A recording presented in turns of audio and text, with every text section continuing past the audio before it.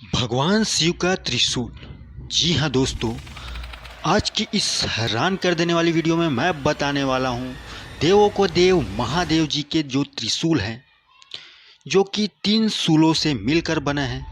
आखिर वो त्रिशूल इस धरती पर वर्तमान में कहाँ पे स्थित है, ये आज की वीडियो में आप सभी को मैं बताने वाला हूँ। आपने बहुत सारे आर्टिकल पढ़े होंगे, इंटरनेट पर बहुत सारे वीडियोस देखी होंगी। आपको बताया जाता है कि भगवान शिव का जो त्रिशूल है वो यहाँ पे रखा हुआ है, यहाँ पे मिल जाएगा। मगर ये सभी चीज़ें झूठी होती है, क्योंकि सीधे सीधे जो हमारे महादेव के भक्त हैं उनके दिल को आहत करता है ऐसी झूठी खबरों से, ऐसे झूठे वादों से। तो मैं इस वीडियो में आपको ऐसे जगहों के बारे में बताऊंगा जहाँ पे महादेव का त्रिशूल सच में रखा हुआ है, जो कि कोई भी झूठा नहीं बनाता। क्योंकि मेरे जितने भी वीडियो आप शुरू से लास्ट तक देखे होंगे, और नहीं देखे हैं तो जाके चेक कर सकते हैं। मैं जो भी बताता हूँ पूरे रिसर्च के साथ बताता हूँ, उसमें कोई भी झूठा कुछ नहीं होता। जो भी मैं स्टोरी लेता हूँ, जो भी कथा लेता हूँ, मैं शिव पुराण, महापुराण, विष्णु पुराण, गीता इत्यादि से लेता हूँ। तो यहाँ पे मैं बता दूँ कि जिस पर्टिकुलर जगह पे एग्जिट करता है जो कि महादेव जी का त्रिशूल है, तो कहा जाता है विष्णु पुराण के अनुसार कि जो शंखनाद से भगवान शिव जब प्रकट हुए तो बाबा विश्वकर्मा जी थे, उन्होंने सूर्य देव की आराधना करके एक शूल वहाँ से प्राप्त किया, जिसे शिव जी को दिया था। उसके बाद से वह त्रिशूल बना। और ये भी कहा जाता है कि जो त्रिशूल में 3 शूल है वो 3 कालों को दर्शाता है, और इसीलिए महादेव जी को त्रिकालदर्शी भी कहते हैं। और ये भी कथा है यहाँ पे जो माता भवानी है उनका जो शस्त्र है वो भी त्रिशूल ही है, और भगवान शिव का जो शस्त्र है वो भी त्रिशूल ही है। कई लोग कहते हैं कि जो त्रिशूल है वो भौतिक रूप में मौजूद नहीं है, क्योंकि जिसके बारे में व्याख्या करना नामुमकिन है, असंभव है। तो यहाँ पे एक कहानी मैं आपको बता देता हूँ।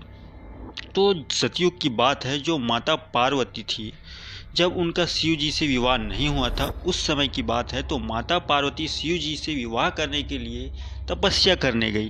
वो रहती थी, वो मानतलई में रहती थी, और वहाँ से कुछ दूरी पे जाके वो घोर तपस्या करने के लिए गई। तो वहाँ पे एक राक्षस था जिसका नाम था धांत नाम का एक राक्षस था, जो कि चाहता था माता जो पार्वती है उनका दर्शन करने के लिए।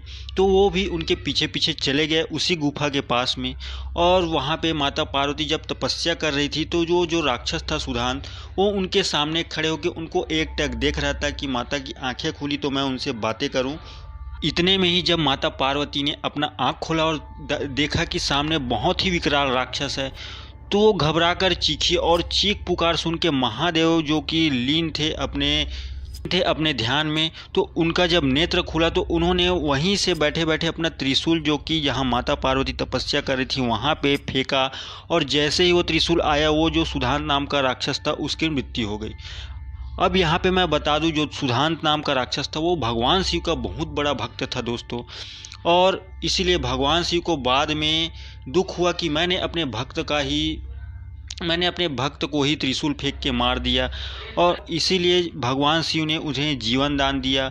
और उसके बाद में जो सुधांत नाम का राक्षस था उसने कहा, मुझे जीवन दान नहीं चाहिए प्रभु, आपके हाथों से मरना तो मोक्ष प्रदान करना है, मुझे तो ये जीवन मरण के जो चक्र है उससे मोक्ष मिल जाएगा अगर मैं आपके हाथों से मौत लूँगा तो।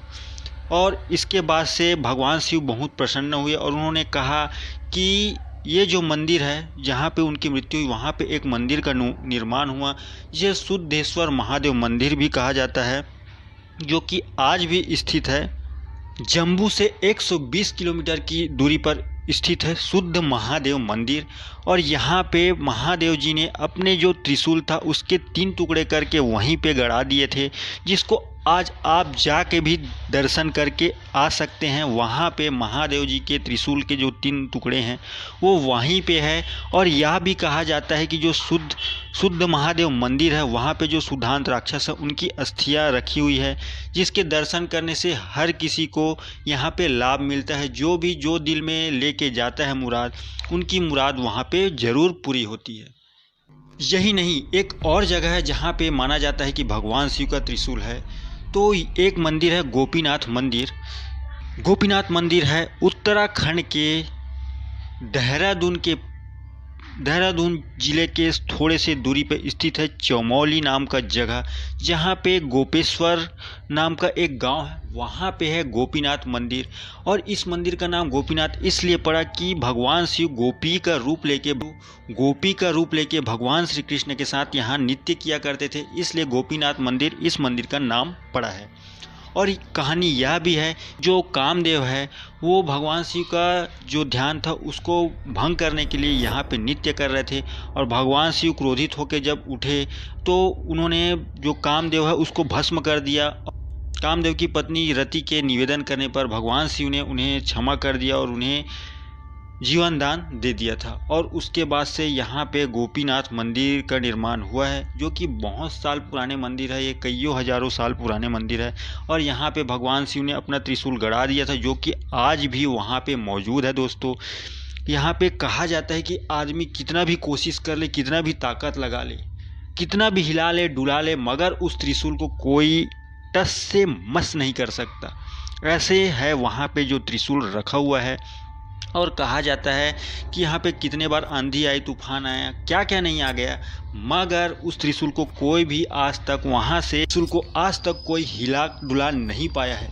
कहा जाता है कि भगवान शिव का वो त्रिशूल, जो कि कई लोग कहते हैं कि भौतिक रूप में नहीं है और कई लोग कहते हैं कि भौतिक रूप में है, मगर उस त्रिशूल के बारे में हम कुछ नहीं जान सकते, क्योंकि हमारे पास इतनी शक्ति नहीं है कि जो देवों के देव महादेव हैं उनके त्रिशूल के बारे में हम कुछ जानकारी इकट्ठी कर सके, जो कि तथ्य पुराणों में लिखा गया था और इन मंदिर के बारे में लिखा गया था, जो मैंने आपको जानकारी दे दी है, जो कि सत्य कथा थी एक। और यहाँ पे मैं बता दूँ कि जीवन में अगर आप ये दोनों मंदिर चले जाते हैं जीवन में कभी भी, तो आपका जो जीवन है सिद्ध हो जाएगा और मरने के बाद आप सीधे शिव में लीन हो जाएंगे। दोस्तों, तो अगर ये वीडियो आपको अच्छी लगी हो तो प्लीज़ वीडियो को लाइक जरूर कर देना, और नए हैं चैनल पे तो सब्सक्राइब कर लेना और बेल आइकन जरूर दबा देना, क्योंकि ऐसे ही रहस्य में इंटरेस्टिंग बातें इस चैनल पे होती ही रहती है। डेली के डेली मैं रहस्य से भरा हुआ हर एक वीडियो अपलोड करता हूँ मेरे इस चैनल SRS ज्ञान पे। तो अगर आपके पास भी ऐसे ही इंटरेस्टिंग और रहस्यमय कथा है, कहानियाँ हैं, तो मुझे यहाँ डिस्क्रिप्शन में मैंने लिंक दे दिया है अपने इंस्टाग्राम का, वहाँ पर जाके आप मुझसे बात जरूर कर सकते हैं। जाके अपनी कहानी स्टोरी मुझे शेयर कीजिए और मैं दुनिया को बताऊंगा आपके कहानी और स्टोरी के बारे में। तो आज के लिए बस इतना ही, मुझे विदा दीजिए। अगर फेसबुक पर देख रहे हो तो फेसबुक पे भी लाइक कर देना, क्योंकि मैं फेसबुक पर भी आता हूँ। आज के लिए बस इतना ही, मुझे विदा दीजिए। आपका दिन शुभ हो। हर हर महादेव।